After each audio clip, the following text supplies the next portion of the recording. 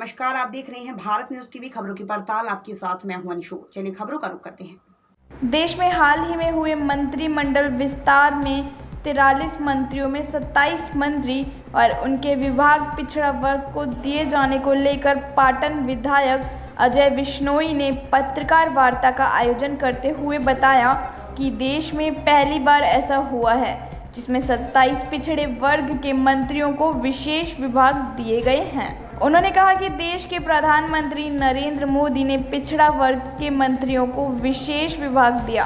Cabinet में भी पिछड़ा वर्ग को तवज्जो दी गई, जो पिछड़ा वर्ग के लिए गर्व की बात है।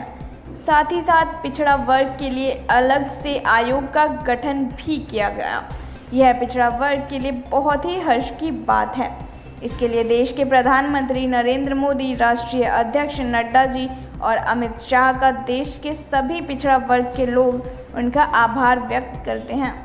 जबलपुर से वाजिद खान की रिपोर्ट। पूरे मंत्रिमंडल में 43 नए मंत्री शामिल किए माननीय मोदी जी। उस 43 में से 27 मंत्री आज की तारीख में ओबीसी वर्ग के हैं। 5-6 हमारे कैबिनेट स्तर पे हैं, एक स्वतंत्र प्रभार में हैं।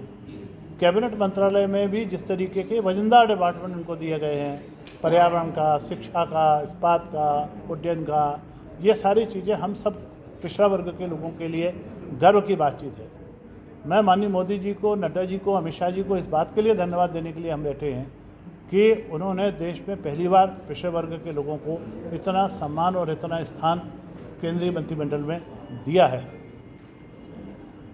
इसके साथ साथ जो उन्होंने एक आयोग हमारे लिए पिछड़े वर्ग आयोग के गठन किया है, वो आयोग के गठन के बाद से उसकी अभी एक्टिविटीज़ की शुरुआत होना बाकी है। हम लोग बहुत तेज़ी से उसकी प्रतीक्षा कर रहे हैं।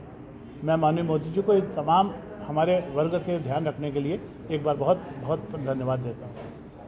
प्रदेश में भी ओबीसी वर्ग को और तवज्जो देने, खासतौर पर मंत्रिमंडल में शामिल करने के लिहाज से क्या प्रदेश में भी पिछड़े वर्ग का कहीं कोई प्रतिनिधित्व में कमी नहीं है।